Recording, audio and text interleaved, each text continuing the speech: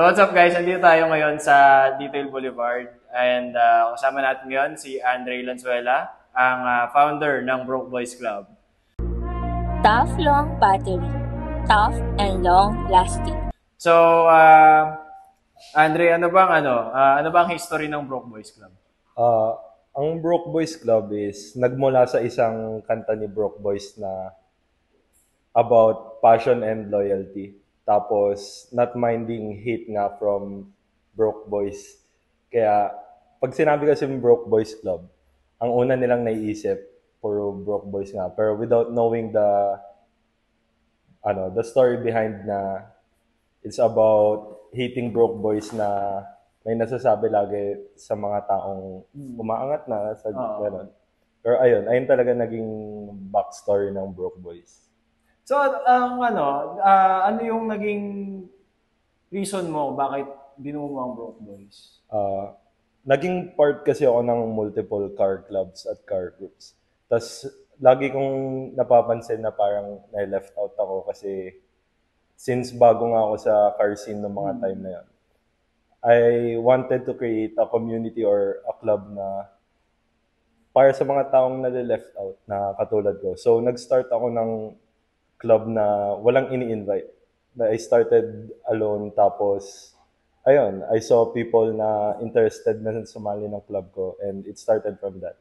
Okay. So far ngayon, ilan na ba ang members ng Broke Boys? Actually, nilimit ko siya to 40 members lang. Kaya every time na nababawasan, tsaka ako nagpapasok ng ibang members.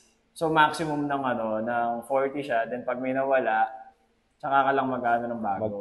Mag-accept ng invites. Okay. So, ano bang before mo nabuo ang Broke Boys, what's on your mind about the car community? Yung car community kasi ngayon, ang napapansin ko usually is divided nga. Like, may isang car community nga, pero may kanya-kanya silang friend group. So, gumawa ako ng car club na talagang one big circle of friends lang na passionate about cars. Tas yung respectful na nagbibigay ng opinions about their builds, ganon. Asking for opinions na kung ano yung bagay sa build nila or concept, ganon. Kumbaga productive yung group. Okay.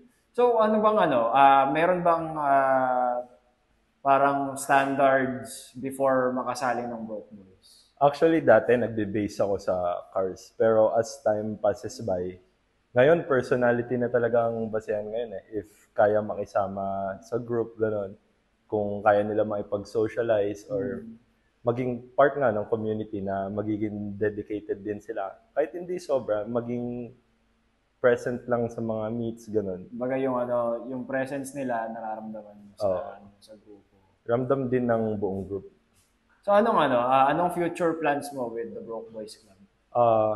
I plan on siguro extend yung community namin elsewhere. Like sa North nga, since ang daming gustong sumali na taga North, tapos makapag-show. Ayun, ang pinaka-big goal ko is makapag-start ng car show. Ayun kasi yung parang, alam mo yung pinakamataas na pwedeng mo ma-achieve as a club. Parang establishing your identity sa car community. Makilala lalo sa scene, pero in a good way. That's nice. So, ito ang favorite question ng mga ka-auto natin. Ano ba ang dinadrive ng isang Andre Lanzuela? A humble car, kumbaga. A Honda Civic lang na VTI. So, anong build mo dun sa Civic mo?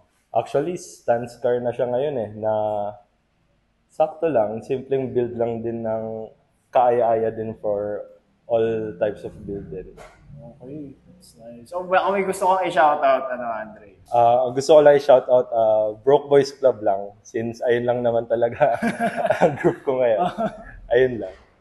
So, ayun. Andre, thank you sa oras and thank you sa pag-accept na invite ko. So, mga ka-auto, stay tuned. Make sure to like, comment, share, and subscribe dito sa Auto Media and also sa K-Vlogs. And we'll see you guys around. Bye-bye!